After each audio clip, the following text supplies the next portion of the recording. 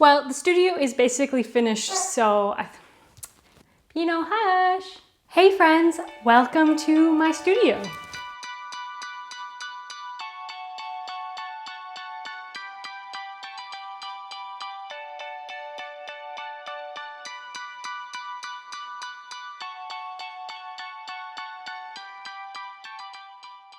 Well, the studio is basically finished, so I figured I'd show you around. We are in the main studio workspace room. I do have a second room in my studio where my kiln is housed, and that's eventually going to be turned into my glazing room. However, I still need to do the renovations in that space. I need to paint and I need to put new flooring in. So I'm just going to put that off for a little while. For now, we are glazing in this room. At the end of the video, I'll give you a little sneak peek into that room and what my plans are for it. But for now, let's have a look at my main studio space. So first, a little bit about the general layout of the space. So over there, we have our entry door. And the main highlight of the studio is the wheel. So I wanted the wheel to be completely empty all the way around. I didn't want to build any furniture right next to the wheel, and that's primarily because I need to move the camera around the wheel and get different angles. I do have a little stool that I pull up sometimes next to the wheel to set boards on, but for the most part it is just by itself.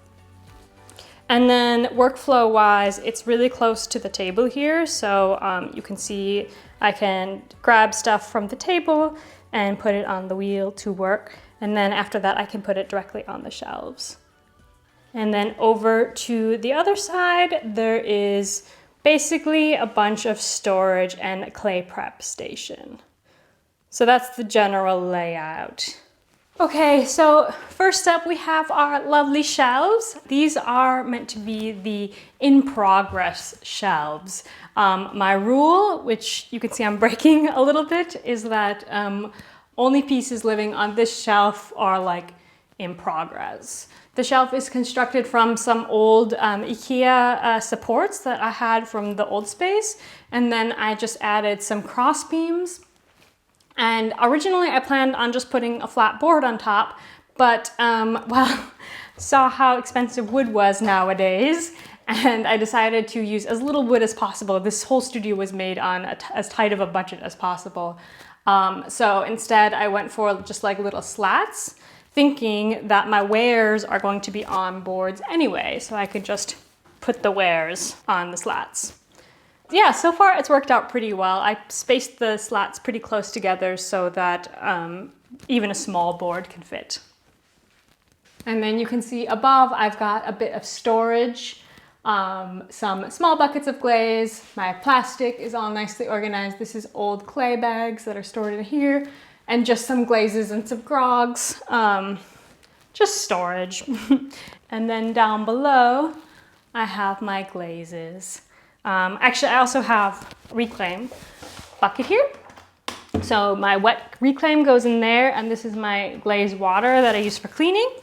And then the rest are glazes. And I love that they're on these rolling things. They're originally meant for plants, but it's just so nice because I can just roll them over to the table, and some of them are quite full, so it's nice to not have to lift. And then of course I've got my stirring guy here. It's just a paint stirrer in a drill, and it's going to save you so much time mixing. I can't live without this, honestly. Then over at the end next to the door, I've of course got my mop, but then the main thing is my water filter. So this is just a purchased water filter that I got from a ceramic supplier. It's got 3 chambers, so the clay settles down in between each chamber, and I just added a funnel on top to make it easier for me to pour dirty water in. Because of course this is meant to be hooked up to your sink. I don't have a sink in here.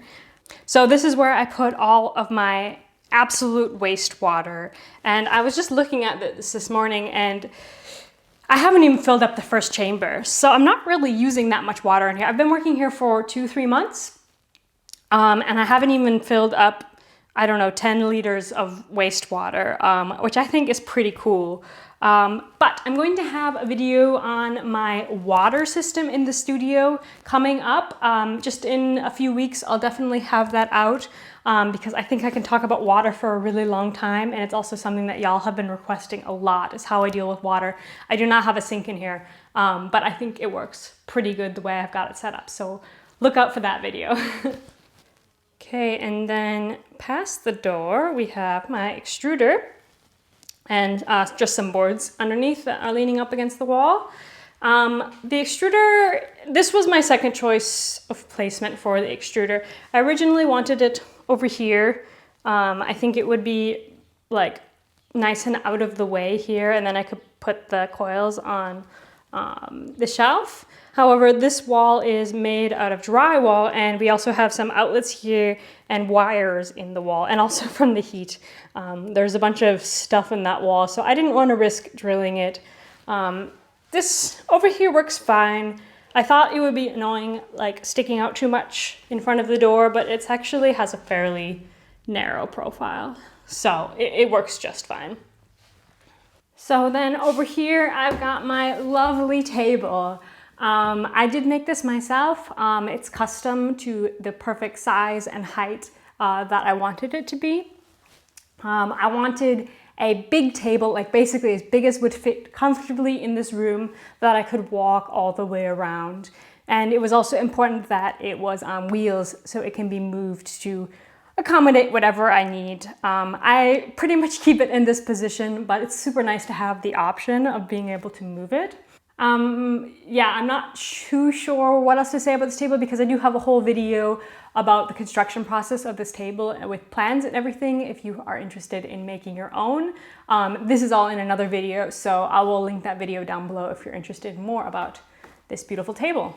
By the way, these guys are the next video coming up. Hopefully I'll finish them in time, so stay tuned for that. Okay, so here's the beautiful back wall. First things first is my little closet. This has all of my camera equipment basically is being stored in here, and a bunch of like odds and ends that I don't need very often. It's just built from a shelf that I added sides on and a little curtain in front. Super easy, super cheap. I had most of the materials anyway, so that was a fun little project. Of course, I have loads of towels on top and my speakers so I can listen to music. Yeah, and then shelves. So I've got some things drying here, so I've got a little towel on top. I always like to dry out my tools before I put them away because I just think that that helps them to last longer. So I'll wash them in this little bucket and then set them here to dry. And then as much as possible that I'm able to just like hang and just keep things away but easily accessible. This is the goal here. Now, here is where it gets interesting. So, tools. Right, so talking about workflows again, this is kind of my clay prep station. So I've got my scale and my wedging board right here. I can wedge up, the clay's right over there, wedge up, and then put on 2 boards on the table. So as I was designing the studio, I really sat down and thought like, what are the processes that I need to go through and kind of try and like eliminate steps. Just because I'm kind of lazy, but also like I'm on my feet all day as a potter and I'm trying to like eliminate steps basically. Just find it annoying when you have to cross the whole room to grab something. I want everything to be like exactly in front of me all the time. The goal is to keep the table as free as possible, so like I don't leave things on there when I'm not like actively working on them. I'm actively working on these bowls right now. This, I'm just waiting for it to dry out so I can add another coil to it. So I put it over here. When I don't put it on the shelf, I put it over here. Yeah, I'm kind of intense about putting things away. But it makes the studio like so much more pleasant to work in. So yeah, I like it. And then can you see all my clays is just stored over here. The main clay storage is in the other room, which I'll show you in a minute. But these are like the open bags that I'm actively using. So then top is drying space. So oftentimes when I'm throwing things, I put them immediately in front of the fan to harden up. Therefore, I've got my fan here. And this I try to keep as free as possible so I can easily set a board up here. Top shelf, you can see I've got some books. I'm using these a lot lately. These are just some cloths that I'm using to slow dry pottery. So yeah, like it's really handy having your studio where you live because you can always pop down and check out on something and see like what the drying status is. But sometimes you want things to dry a little bit slower, like if you're gonna leave it overnight or something. So instead of covering it with plastic, I'll use some fabric. Yeah, just depends. Small boards live up here because I can easily grab them while I'm preparing the clay, you see. The bisque molds are here, and then just some odds and ends at the end.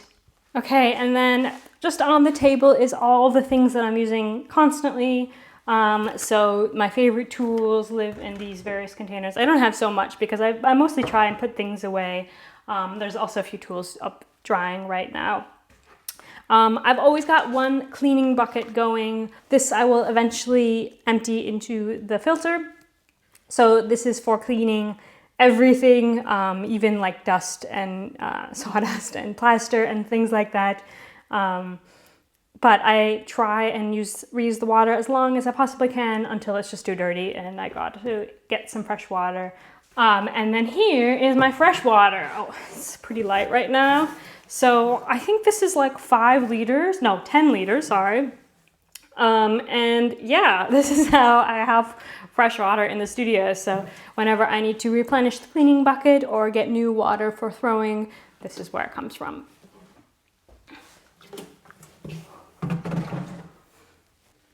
Before I go, I wanted to give you a little sneak peek into the glazing room. The lighting is terrible in here. I'm sorry about that. But yeah, so right now it's mostly for storage. Like I've got some pots up there drying, and I've got clay, more clay over here. But the main thing right now is my kiln, of course. I've got it vented now, which is a huge improvement of my old space. And I will also have a video about that coming up soon because someone just requested. But as you can see, we have still a raw floor. I need to do something with this wallpaper.